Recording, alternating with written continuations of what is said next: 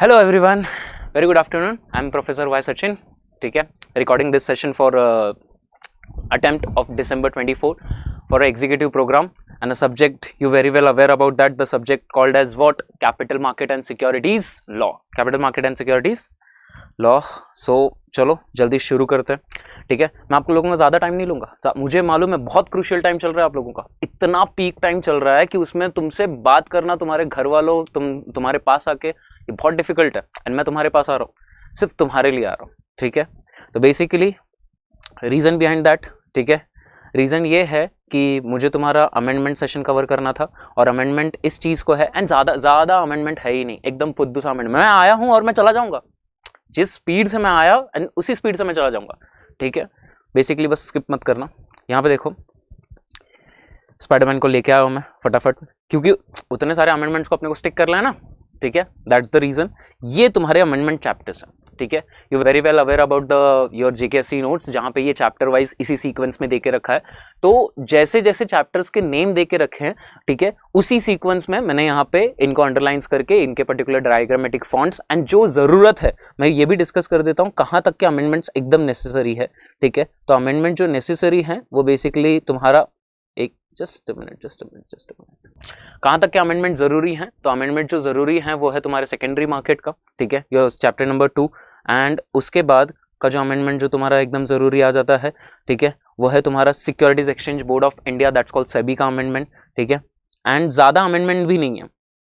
फिर ICDR regulation का तुम्हारा amendment and lesson number 11 that's called तुम्हारा एलओडीआर. इनके अमेंडमेंट काफ़ी ज़्यादा ज़रूरी हैं. काफ़ी ज़्यादा ज़रूरी इसके लिए क्योंकि ये एग्जाम में आने के चांसेस फुल ऑन बन जाते हैं. एंड ये जो अमेंडमेंट है, ठीक है, ये chapter 12, chapter 13 and chapter number 16, ठीक है, ये जो अमेंडमेंट है ये बेसिकली अगर मैं डिस्कस करूं तो ये जस्ट ऐसा, इसको मैं लिख देता हूं यहां पे, that's called good to know. जान लोगे तो अच्छी बात है, सेफ साइड रहोगे. ठीक है, तो ये good to know point of view है. ठीक है, तो बेसिकली इसी से मैं विदाउट वेस्टिंग अ टाइम मैं तुम्हारा अमेंडमेंट स्टार्ट कर देता हूँ. ठीक है, पहले ही हम लोग जंप कर देते हैं, दैट्स कॉल तुम्हारा लेसन नंबर 2. मैं छोटा सा एक कवर अप दूंगा कि मैंने इस टॉपिक में क्या क्या चीज़ें कवर की हैं एंड उसी के साथ हम लोग इस चीज़ों का लिंकअप भी करेंगे अमेंडमेंट के साथ. ठीक है, तो सबसे पहला ये लेसन नंबर 2. ठीक है, ये देखो इतना सा ही अमेंडमेंट है. ये दिख रहा है क्या? ये दिख रहा है क्या? ठीक है, नहीं दिखता रहेगा सिर्फ स्पाइडरमैन के अलावा. ठीक है, फटाफट स्पाइडरमैन अपने जाल बिछाएगा. ठीक है, एंड सारी चीज़ों को कवर करेगा. सबसे पहला secondary market in India. Secondary market in India के इसमें अगर मैं बात करूं, ठीक है, तुमको ये पता ही रहेगा कि अपना सेटलमेंट साइकिल क्या कहता है. सेटलमेंट साइकिल सिर्फ अपना इतना ही कहता है कि जब भी, ठीक है, कोई भी ट्रेडिंग टेक प्लेस होता है तो उसको सेटल हो जाना चाहिए T+1. T+ मतलब जो ट्रेडिंग डे रहता है एंड उसके बाद वाला नेक्स्ट डे. ठीक है, ये 2 दिनों में वो क्या हो जाना चाहिए? कवर हो जाना चाहिए. मतलब तुम्हारा जो ट्रेडिंग है, जैसे कि तुमने शेयर बाय का ऑप्शन डाला रहेगा, ठीक है, तो वहां पे तुमको बाय होके तुम्हारा पेमेंट होके ये टोटली अलॉटमेंट होके T+1 डे में हो जाता है, जिसको इन्होंने T+1 अभी भी एग्जिस्ट कर रहा है. इसके साथ ही इन लोग ने एक नया डाल दिया है T+0, मतलब आज ही के दिन एग्जीक्यूट करो एंड आज ही के दिन खत्म हो जाएगा. एंड बहुत जल्द ऐसा भी हो जाएगा कि आज ही के दिन एग्जीक्यूट करके आज ही के दिन तुम्हारा अलॉटमेंट भी हो जाएगा T+0. लेकिन अभी फिलहाल के लिए अमेंडमेंट क्या है? अमेंडमेंट ये है कि T+1 तो था ही, इन लोग ने new T+0 that's called T+0, ठीक है, ये इन लोग ने इंट्रोड्यूस किया, जहां पे इन लोग ने इतना ही बताया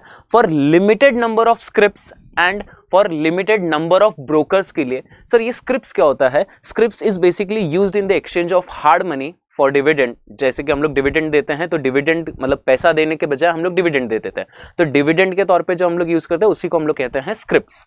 ठीक है, मतलब वो जो नाम रहता है ना, हम लोग जो बोलते हैं ना हार्ड मनी दे देना, क्या जैसे कि फॉर एग्जांपल किसी को हम लोग कुछ रिवॉर्ड फॉर्म में देते हैं, तो रिवॉर्ड फॉर्म में हम लोग उसको क्या देते हैं? कैश. तो कैश देने के बजाय हम उसको क्या दे देते हैं? ठीक है, गिफ्ट कार्ड दे देते हैं, रिवॉर्ड दे देते हैं, पॉइंट्स दे देते हैं. कहीं भी तुम लोग कैफे वगैरह में जाते हो तो वहां पे तुम लोग को पता रहेगा, एज तुम लोग जो भी पेमेंट करते हो तो उसके बाद तुमको तुम्हारे नेम पे व्हाट्सएप में वगैरह कहीं पे भी, ठीक है, एक पॉइंट्स आ जाते हैं कि इतना कॉइन्स या फिर इतना पॉइंट्स तुम लोग को अर्न हुआ. ठीक है, तो वो तुम्हारा रिवॉर्ड टाइप हो जाता है. तो इन लोग ने वही बोला, ठीक है, कि कुछ लिमिटेड नंबर ऑफ स्क्रिप्ट्स का पेमेंट, ठीक है, इन लोग बेसिकली ऐसे फॉर्म में करते हैं, जैसे कि 25 नंबर ऑफ स्क्रिप्ट्स हैं, ठीक है, जिनका पेमेंट इन लोग बेसिकली कौन से फॉर्म में करते हैं? स्क्रिप्ट्स के फॉर्म में करते हैं. स्क्रिप्ट्स मतलब क्या होता है?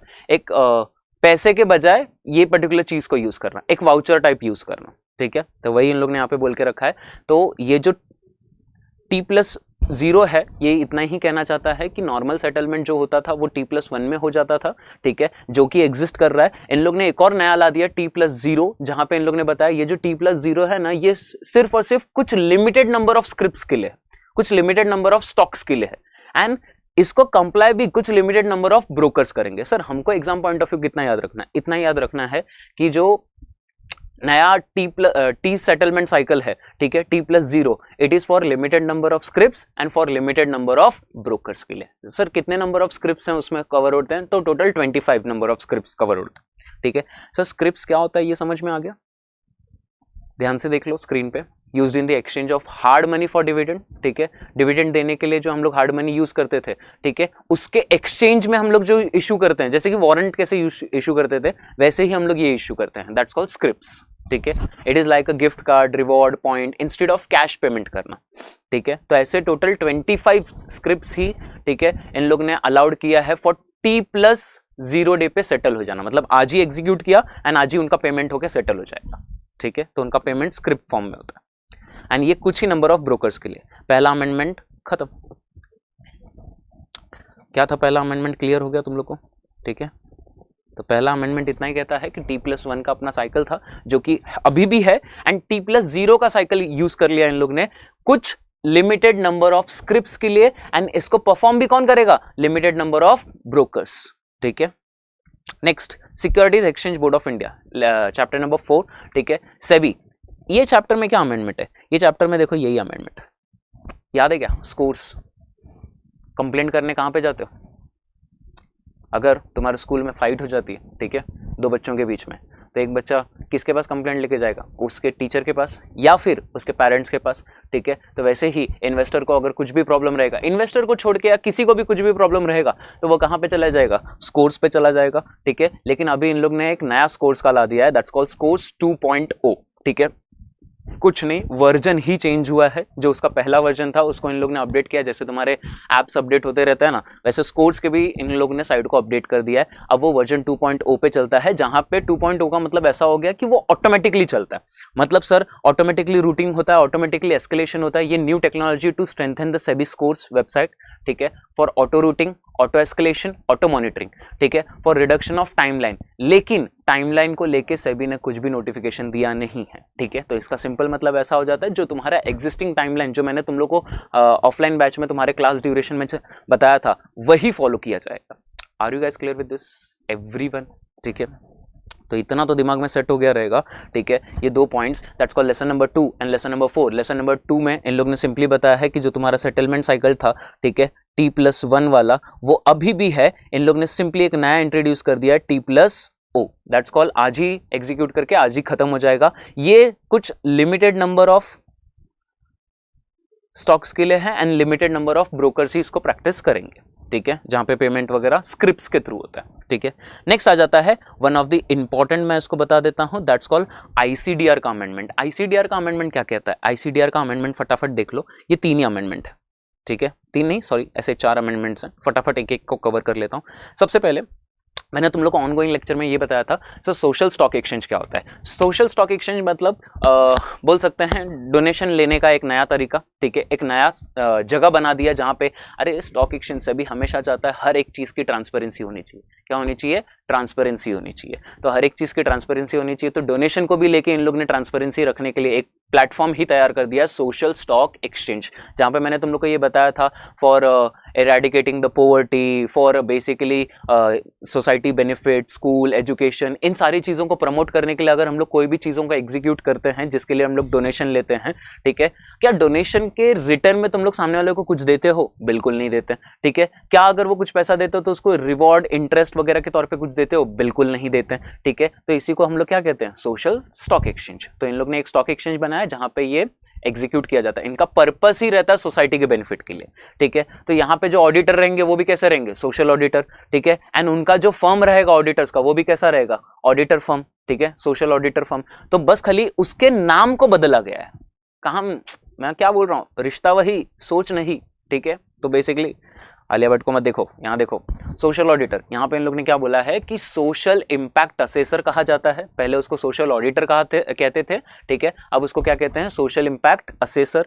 एंड उनके जो फर्म है उनको क्या कहते हैं sir, social impact assessment firm. क्या कहते हैं, सोशल इम्पैक्ट असेसमेंट फर्म। फिर इसके बाद अब इन लोग ने क्या किया है, कुछ और लोगों को यहाँ पे एक्सेस दे दिया है।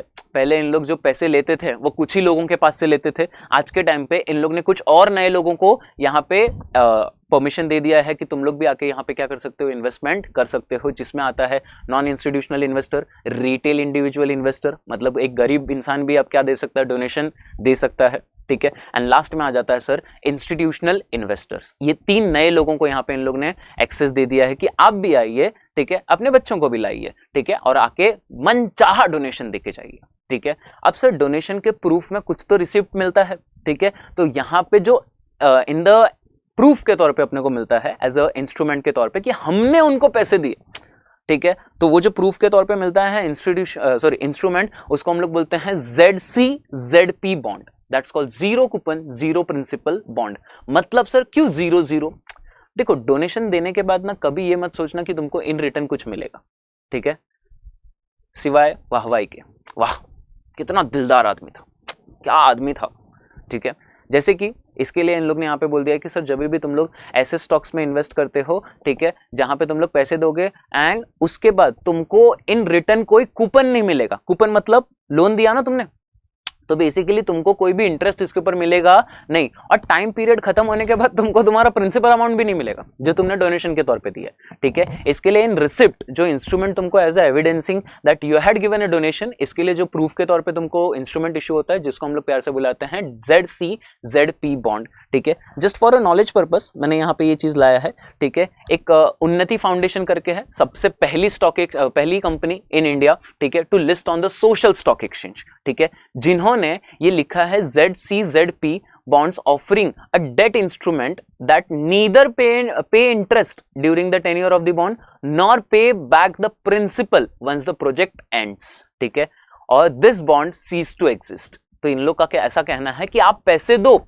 ऐसे स्टॉक्स में आप पैसे लगाओ, लेकिन आपको रिटर्न में कोई इंटरेस्ट नहीं मिलेगा, और जब पीरियड खत्म हो जाएगा, ठीक है, तो बॉन्ड का भी एक टाइम पीरियड रहता है ना, 2 इयर्स, 5 इयर्स, 10 इयर्स, 30 इयर्स, ठीक है, तो उनके केस में आपको प्रिंसिपल अमाउंट भी रिवर्ट बैक नहीं होगा, तभी तो ये चैरिटी मानी जाती है, तभी तो ये सोशल माना जाता है, ठीक है। एंड ये पहली कंपनी है उन्नति फाउंडेशन, ये देखो यहाँ पे देके रखा है, ठीक है, उन्नति फाउंडेशन इज द फर्स्ट, ठीक है, in India NGO to list on social stock exchange of BSE and NSE। Just for a knowledge purpose तुम लोग लिखोगे तो आपका आंसर काफी डिफरेंट बन जाएगा औरों से, ठीक है, बट सर अपना कंसेप्ट इससे इतना ही कहता है। सोशल स्टॉक एक्सचेंज में इन लोग ने क्या किया है, जो सोशल ऑडिटर हुआ करते थे उनका नाम बदला है, रिश्ता वही है, सोच नहीं है बस, ठीक है, social impact assessor and social impact assessment firm. और इन लोग ने कुछ नए लोगों को भी एक्सेस दे दिया है, that's called non institutional investor, retail individual investor and institutional investor. उसके बाद सर इन लोग ने एज अ इंस्ट्रूमेंट के तौर पे जो यहाँ पे फंड रेजिंग के लिए जो इंस्ट्रूमेंट यूज करेगी कंपनीज IPO लाने के लिए, ठीक है, तो वो इंस्ट्रूमेंट कौन सा यूज करेगी, ZCZP बॉन्ड। एंड इंडिया में जो पहली कंपनी आई थी that's called Unnati foundation to list on the social stock exchange, ठीक है, यही इन लोग ने नया लाया है। फिर इन लोग ने देखो जो लाया है ये बहुत अच्छा लाया है, ठीक है, SEBI has issued a guidelines for returning of draft of a document and its resubmission। देखो कैसा होता था मालूम है, जैसे ना तुम्हारा दिवाली खत्म हो जाता था, तो दिवाली से पहले क्या होता था कि तुम लोग को स्कूल्स में प्रोजेक्ट्स मिलते थे, होमवर्क्स मिलता था, जो तुम लोग को कंप्लीट करके जब स्कूल चालू होगा तो टीचर्स को दिखाना रहता था। और हमारे बच्चे इतने टैलेंटेड, ठीक है, कि जब स्कूल कल चालू होने वाला है तो आज रात भर बैठेंगे उन लोग, ठीक है ना, हाँ मुझे मालूम है तुम लोग करते हो, ठीक है, मैं खुद करता था, ठीक है, छोड़ो वो सब बातें, यहाँ पे ध्यान दो। सर यहाँ पे इन लोग ने क्या बोला है कि सेबी ने एक नए गाइडलाइंस इशू किए हैं for returning of draft of a document. Draft of a document मतलब सर यहाँ पे जो इन लोग ने रिटर्न करने के लिए लाया, मतलब कुछ समझ में नहीं आ रहा है ये क्या कह रहा है, ठीक है। जब भी तुम लोग ड्राफ्ट ऑफर फाइल करते हो ना, वो मालूम है मैं निंजा हथौड़ी तुम्हारे घर आ गया, सपक सपक सपक वो सेबी को देता था, स्टॉक एक्सचेंज को देता था, ठीक है, एंड पब्लिक अपना पब्लिक कमेंट्स के लिए भी अपलोड करता था ऑन द वेबसाइट, फिर पब्लिक अनाउंसमेंट देता था, याद आ रहा है क्या कुछ, ठीक है, हाँ बस वही इन लोग कह रहे हैं कि जो ड्राफ्ट ऑफर डॉक्यूमेंट है, ठीक है, वो ड्राफ्ट ऑफर डॉक्यूमेंट कैसा होना चाहिए। दिवाली का जब होमवर्क कंप्लीट करके टीचर के पास लेके जाते हो तो कैसे करके देते हो, एकदम प्रॉपर कवर, गर्ल्स तो बहुत अच्छे से देते हैं, बॉयज तो ऐसा ढूंढते हैं, ठीक है, क्लासरूम में जाते जाते ढूंढते ए कवर है क्या, ए टेप है क्या, एक स्टेपलर है क्या, ठीक है। वैसे ही सेम फॉर्म सर, ठीक है। ड्राफ्ट ऑफ अ डॉक्यूमेंट जब भी तुम लोग सेबी के पास फाइल करने जाओगे तो वो कैसा रहना चाहिए, सिंपल रहना चाहिए, simple in language with a visual representative and ease of understanding way से रहना चाहिए, सिंपल लैंग्वेज में लिखा होना चाहिए, ठीक है। क्लियर, कंसाइज, इंटेलिजिबल मैनर में रहना चाहिए, कॉम्प्लेक्स नहीं रहना चाहिए, एम्बिग्यूअस नहीं रहना चाहिए कि सेबी को पढ़ के ही दिक्कत आए, ठीक है। अगर उसको दिक्कत आया तो तुम्हारे सामने दिक्कत खड़ी कर देगा, ठीक है। एंड अप्रोप्रिएटली वर्ड, ठीक है। एनी रिस्क फैक्टर रहेगा, अगर कोई भी कंपनी में रिस्क फैक्टर रहेगा तो उसको अप्रोप्रिएटली तुम लोग को वर्डिंग देना पड़ेगा कि भाई ये रिस्क फैक्टर है, ठीक है। तो वैसा उसको अप्रोप्रिएटली। उसके बाद सर मान लो तुमने सबमिट किया एंड सेबी बोलता है अच्छा नहीं, सेबी क्या बोला, अच्छा नहीं, ठीक है।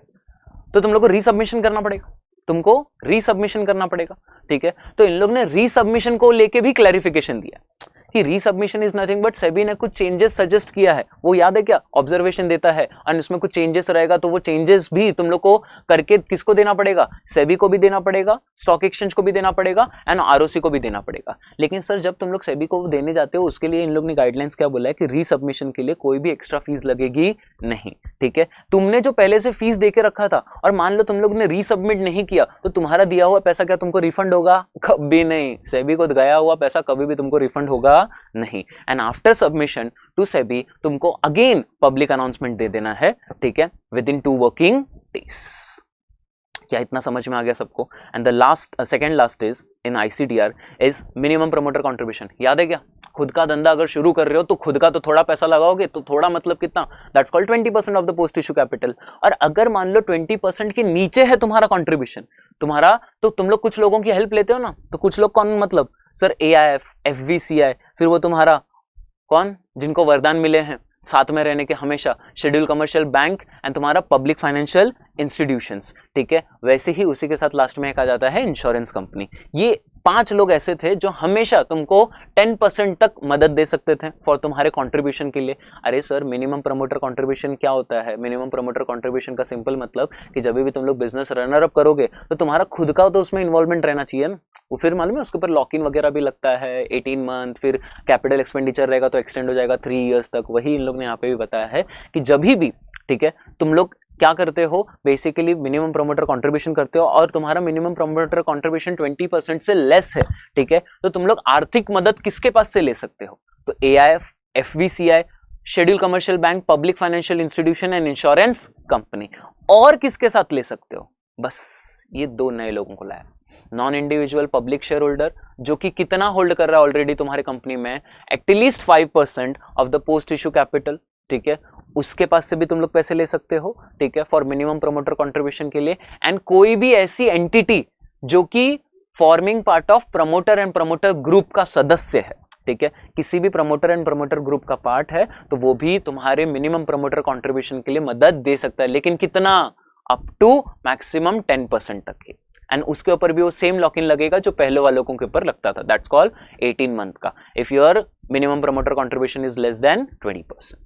तो मतलब सर अमेंडमेंट क्या आया? अमेंडमेंट यही आया कि जो पहले 5 लोग थे अब वो 7 हो गए, हम 7 चलो इधर ध्यान दो। Non individual public share holder जो कि कितना होल्ड करते हैं 5%, मतलब सर कौन किसकी बात कर रहा है? कंपनी की ही। एंड कोई भी ऐसी कंपनी जो कि प्रमोटर एंड प्रमोटर ग्रुप का पार्ट है, ठीक है, वो भी कंट्रीब्यूट कर सकता है। And the last one for ICDR, that's called sir, पहले मिनिमम पीरियड ऑफ सब्सक्रिप्शन कितना था? पीरियड ऑफ सब्सक्रिप्शन कितने टाइम के लिए इश्यू ओपन होता था? For the minimum period of 3 days, extend up to 10 days। यहां पे इन लोग ने बोल दिया मान लो कुछ ऐसा बुरा हादसा हो गया, ठीक है, कुछ ऐसा बुरा हादसा हो गया, ठीक है, या फिर जैसे कि तुम लोग को मालूम है आए दिन चाइना, जापान, ऐसे सब साइड में उत्तराखंड जैसे हादसे होते रहते हैं, that's called force majeure, act of God, ऐसे इवेंट, या फिर बैंकिंग स्ट्राइक, ठीक है, ऐसा कुछ भी अगर होता रहेगा तो इसके टाइम में अगर तुम लोग को सब्सक्रिप्शन पीरियड को एक्सटेंड करना रहेगा तो तुम लोग एक्सटेंड कर सकते हो क्या? हाँ कर सकते हैं, बाय 1 वर्किंग डे। मतलब सर पहले जो हम लोग को ऑफर पीरियड का पीरियड ऑफ सब्सक्रिप्शन अलाउड था वो 3 से 10 days के लिए था, मतलब 3 से 10 दिनों में तुम लोग ऑफर पीरियड में सब्सक्राइब करके वगैरह अप्लाई कर सकते हो, जो कि 3 दिनों के लिए ओपन रहता था कम से कम, एंड ज्यादा से ज्यादा 10 days के लिए। उसको एक्सटेंड किया जा सकता है for the period of 1 working day again, ठीक है।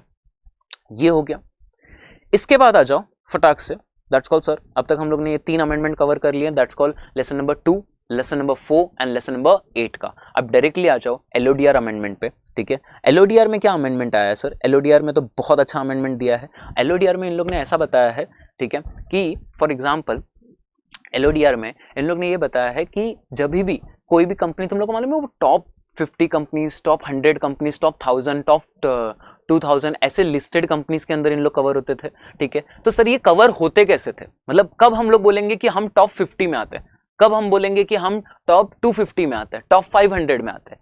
तो it is totally based on what? Your market cap. Sir market cap कैसे निकालते हैं? Market cap number of shares into market price पर शेयर, इससे क्या मिलता है? तुम्हारा मार्केट कैप। और जब तुम उस टॉप 100, टॉप 250, टॉप 1000, टॉप 2000 ऐसे कैटेगरीज के अंदर आ जाते हो तो तुमको वो रिस्पेक्टिव रेगुलेशंस या फिर कंप्लायंसेस कंप्लाई करना पड़ता है।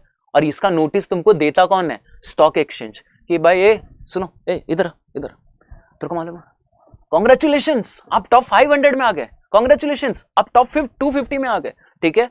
हाँ, लेकिन आपको बेसिकली कुछ कंप्लायंसेस करने पड़ेंगे, ठीक है।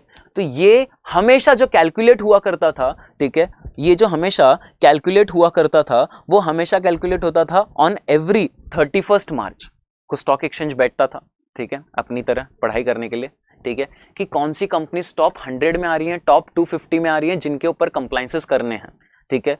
तो बेसिकली सर यहाँ पे जो कंपनी टॉप 250, टॉप 100 में आती थी उनका market cap stock exchange decide करता था और फिर उनको नोटिस देता था, और 1 अप्रैल से उनके ऊपर एप्लीकेबल हो जाएगा। सर 31 को आया, बैठा, डिसाइड किया, और 1 अप्रैल के ऊपर उनको कंप्लायंसेस करना भी पड़ेगा। क्या एक दिन में सारी चीजें करना पॉसिबल है? क्या एक दिन में पॉसिबल है? क्या नहीं सर। दैट्स द रीजन यहाँ पे इन लोग ने एक नया अमेंडमेंट लाया, और अमेंडमेंट में इन लोग ने क्या लाया? इन लोग ने डायरेक्टली बोला, यहाँ पे देखो अमेंडमेंट क्या है, तो focusing on the market capitalization based applicability, सभी LODR applicability based on market capitalization. LODR provision apply to a listed entities based on the market capitalization. Preparation of entity list by 31st December each year. Each recognized stock exchange will prepare a list of entities with listed entities, listed securities, rank entities by average market cap from July 1 to 31st December. And new compliance for entities based on the latest ranking begins beginning of the next financial year, or whichever is 3 months from the December 31, or that's called April 1, or beginning of the next financial year, whichever is later. कुछ समझ में आ रहा है क्या? नहीं कुछ नहीं समझा सर। देखो, सो इन लोग ने क्या बोला है, एकदम ध्यान से सुनना। इन लोग ने ऐसा बोला है कि जब भी हम लोग फाइंड करते हैं, हम लोग मतलब सर कौन, ठीक है, stock exchange finding that which company is covering under market cap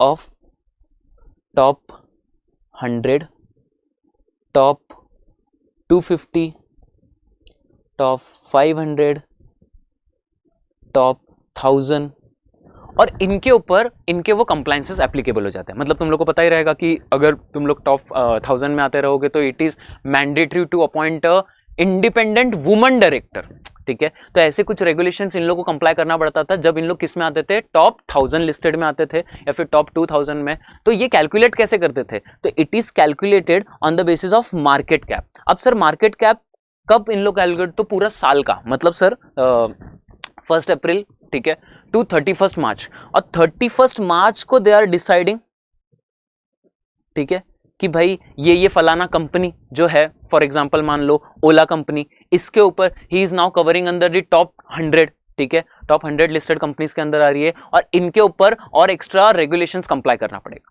ठीक है। इनके ऊपर क्या और एक्स्ट्रा रेगुलेशंस कंप्लाई करना पड़ेगा। तो जब इनके ऊपर और एक्स्ट्रा रेगुलेशंस कंप्लाई करना पड़ेगा, इनको इन्फॉर्म कभी किया जाता था 1 अप्रैल को कि भाई आज से तुमको कंप्लाई करना। वो बोलता आज से, ये कैसे हो सकता है, ये कैसे हो सकता है? तो इसके लिए इन लोग ने क्या किया, अब जो स्टॉक एक्सचेंज कैलकुलेट करता है वो 31 मार्च को कैलकुलेट नहीं करता, वो कैलकुलेट करता है फ्रॉम जुलाई 1 टू डिसम्बर 31, इसमें कैलकुलेट करता है क्या, मार्केट कैप, कि भाई ये कंपनी टॉप 100 में आ रही है कि 250 में आ रही है कि टॉप 500 में आ रही है कि टॉप 1000 में आ रही है कि इनको और कंप्लायंसेस करने पड़ेंगे, ठीक है।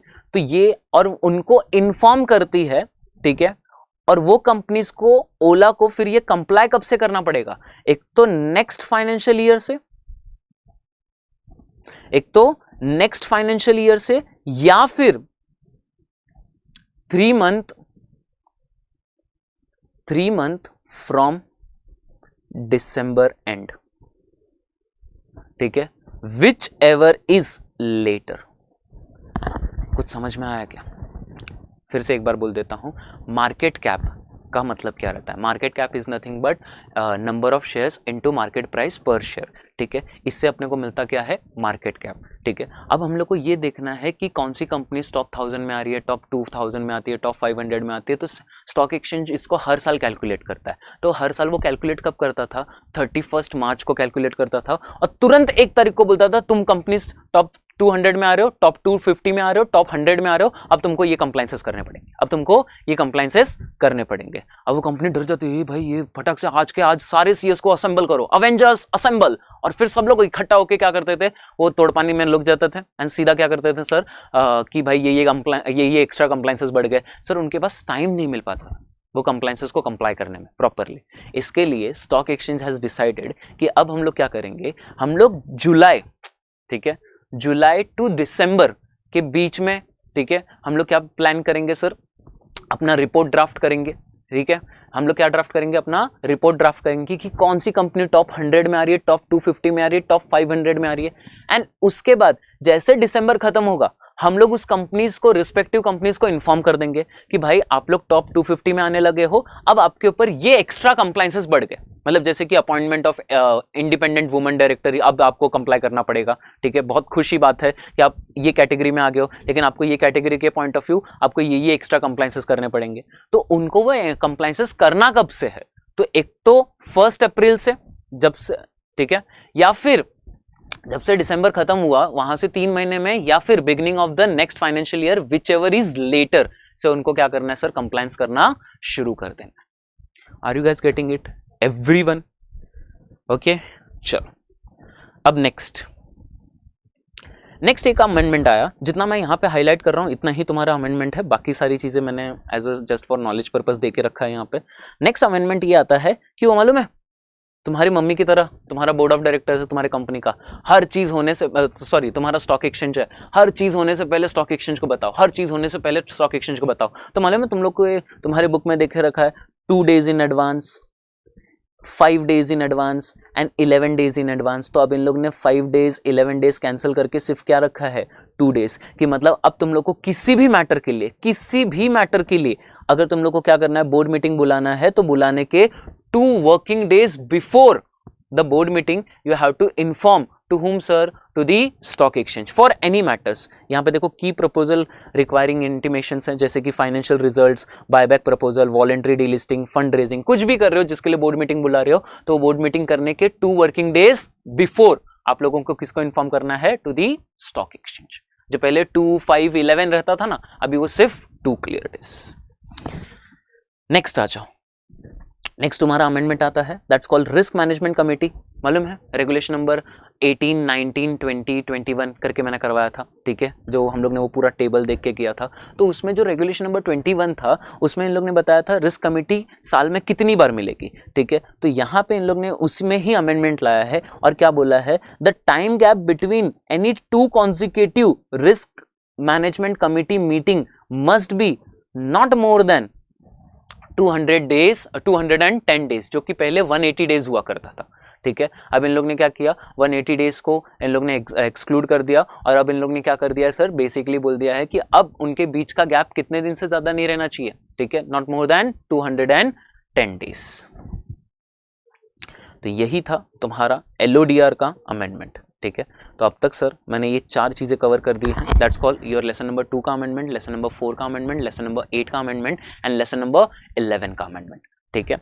तो 2 के इसमें, 4 के इसमें, 8 के इसमें एंड 11 के इसमें क्या क्या अमेंडमेंट है वो सब कुछ क्लियर हो गया है, ठीक है। डोंट वरी, मैं ये PDF तुमको शेयर करवा दूंगा एंड तुम लोग को समझ में भी आ जाएगा।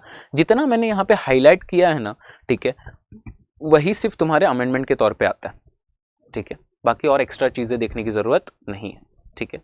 नेक्स्ट, अब जो बचे तुम्हारे पिद्दू से अमेंडमेंट, दैट्स कॉल, ठीक है, तुम्हारा लेसन नंबर 12, 13 एंड 16। ये अमेंडमेंट क्या है, ये गुड टू नो है, ठीक है। गुड टू नो मतलब सर ऐसा हो गया है कि तुम लोगों को मालूम है, नहीं तुमको नहीं मालूम रहेगा, अरे नहीं भाई, इसी के लिए तो मैं आया हूं बताने के लिए, तुमको ये नहीं मालूम रहेगा, ठीक है। क्या कि रिलायंस और अदानी का मर्जर होने जा रहा है। क्या बात कर रहे हो, सच्ची? रिलायंस अदानी का मर्जर हो ही नहीं सकता। अरे होने जा रहा है, होने जा रहा है, मैं बोल रहा हूं ना, होने जा रहा है, शेयर्स खरीद लो। ऐसा कुछ नहीं है, कोई टिप नहीं है, डिस्क्लेमर, बताए हुए सारी चीजें काल्पनिक है, वास्तविकता से कोई भी संबंध नहीं है, ठीक है। कृपया इसको सिर्फ अमेंडमेंट हेतु ही देखें, ठीक है। चलो, तो लेसन नंबर 12, 13 एंड 16 क्या कहता है, वो सिर्फ इतना ही कहता है सर कि अगर कोई भी रूमर, ठीक है, ऐसा अगर मार्केट में आ जाता है तो वो रूमर को वेरीफाई किया जाएगा, ठीक है। एंड ये इसको वेरीफाई करेगा कौन सर, इसको वेरीफाई करेगा उस कंपनी के जो भी केएमपीज रहेंगे, उस कंपनी के जो भी चेयरपर्सन रहेंगे, जो भी मैनेजिंग डायरेक्टर रहेंगे, ठीक है। यही लोग क्या करेंगे, उस रूमर को वेरीफाई करेंगे। एंड वेरीफाई कितने टाइम में करेंगे सर, विद इन 24 आवर्स, ठीक है। कि मार्केट में तुम्हारे टाइप का ये तुम्हारे पर्टिकुलर शेयर को लेके ये रूमर आया है, क्या ये बात सच है, क्या ये बात सच है। इन लोग बड़े बड़े लोग क्या करते थे मालूम है, जैसे कि अगर कुछ रूमर आ गया, ठीक है, अदानी अंबानी का मर्जर होने जा रहा है, कोई विश्वास ही नहीं देता था। अदानी भी ना कुछ बोलते थे ना अंबानी बोलते, तो लोग क्या सोचते थे, भाई ये नहीं बोल रहा, शायद होगा, हो भी सकता है, शायद हो भी सकता है, शायद हो भी।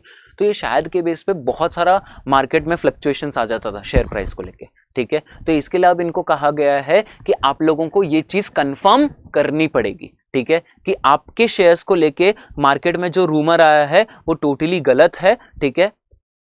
और ये इन लोग ने किसके ऊपर अप्लाई करके रखा है सर, ये भी तुम्हारे एलओडीआर के ही पार्ट में आ जाता है, दैट्स कॉल। यहां पे देख लो, अगर तुम्हारी कंपनी टॉप 100 में आती है, टॉप 250 में आती है, तो आप लोगों को वेरीफाई एंड रिस्पॉन्ड करना पड़ेगा मार्केट रूमर्स को लेके, कंफर्म करो या फिर डिनाई करो या फिर क्लेरिफिकेशन दो, ठीक है। एंड ये इनिशियल डेट टॉप 100 के ऊपर कब से था, February 1, 2024 को, जो इन लोग ने रिवाइज कर दिया कि अब June 1 से तुम्हारे ऊपर एप्लीकेबल रहेगा, ठीक है। एंड 250 कंपनीज को, ठीक है, 250 एंटिटीज के ऊपर ये एप्लीकेबल हुआ करता था अगस्त 1 से, अब इन लोग ने रिवाइज डेट दे दिया है कि दिसंबर 1 से तुम्हारे ऊपर एप्लीकेबल रहेगा। मतलब जब भी मार्केट में टॉप 100 कंपनीज को लेके, टॉप 250 को लेके कोई भी रूमर आता है, तो उनको ये चीज को वेरीफाई करना पड़ेगा, कंफर्म करना पड़ेगा, या फिर डिनाई करना पड़ेगा, या फिर है तो क्लैरिफिकेशन भी देना पड़ेगा। समझ में आ रहा है, ठीक है। अब and the last amendment for your SEBI share take over regulation, prohibition of insider trading and buyback. ये सिर्फ गुड टू नो है, ठीक है, जान लोगे तो अच्छी बात है। ये अमेंडमेंट में इन लोग ने क्या बताया है, इन लोग ने यही बताया है कि अगर प्राइस कैलकुलेशन करते हो, ऑफर प्राइस डिटर्मिनेशन करते हो, तो जब भी तुम लोग कोई भी ऑफर प्राइस डिटरमाइन करते हो तो उसमें मटेरियल प्राइस मूवमेंट को एक्सक्लूड कर दो, एक्सक्लूड कर को ड्यू टू कंफर्म्ड इवेंट और इंफॉर्मेशन के लिए। मतलब जब भी तुम लोग कोई ऑफर प्राइस निकालते हो, मालूम है volume weighted average market price निकालना, वॉल्यूम वेटेड एवरेज प्राइस निकालना, तो ये प्राइसिंग जब तुम लोग निकालते हो उस टाइम पे जब अगर कोई भी मटेरियल प्राइस मूवमेंट आता है, ठीक है, कोई रूमर आ गया जिसकी वजह से प्राइस में बहुत बड़ा मटेरियल इफेक्ट आ गया, तो जब भी ऐसा मटेरियल इफेक्ट आ जाता है तो उस पर्टिकुलर प्राइसिंग को एक्सक्लूड करके जो प्राइसिंग्स रहेंगे उनके बेस पे एवरेज प्राइस निकालना, यही इन लोग ने यहां पे कहा है, ठीक है। सर कुछ समझ में नहीं आ रहा। अब इन लोग ने इनसाइडर ट्रेडिंग में इन लोग ने बताया है जनरली अवेलेबल इंफॉर्मेशन क्या होता है, ये वो इंफॉर्मेशन रहता है जो कि प्रोवाइड किया जाता है टू दी पब्लिक, जो कि नॉन डिस्क्रिमिनेटरी बेसिस पे रहता है। What do you mean by non discriminatory basis, मतलब सर किसी को भी डिस्क्रिमिनेट नहीं किया जाता, ठीक है, सबके लिए वो अवेलेबल रहता है इंफॉर्मेशन, ठीक है। एंड ये ऐसे इंफॉर्मेशन को तो कतई इंक्लूड नहीं करता जो कि अनवेरिफाइड इवेंट्स को लेके। समझ में आ रहा है, ठीक है। तो प्रोहिबिशन ऑफ इनसाइडर ट्रेडिंग ने एक डेफिनेशन इंक्लूड किया है जनरली अवेलेबल इंफॉर्मेशन को लेके। बायबैक, उसमें भी इन लोग ने ऑफर प्राइस को लेके बताया। एक काम करो, इतना इंपॉर्टेंट नहीं है इसके लिए मैं उतना करवा भी नहीं रहा हूं, लेकिन नॉलेज पर्पस के लिए बता देता हूं। ये एक पीसीएस फर्म का है डेटा जो मैंने निकाला है, तुम लोग को यहां पे बता देता हूं, एकदम ध्यान से देखना। SEBI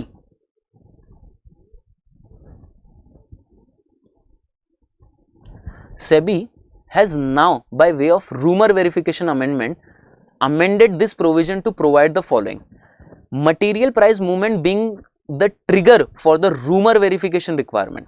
Previously, test for a materiality was based on whether the event information in the rumor meet the general materiality criteria under regulation 30.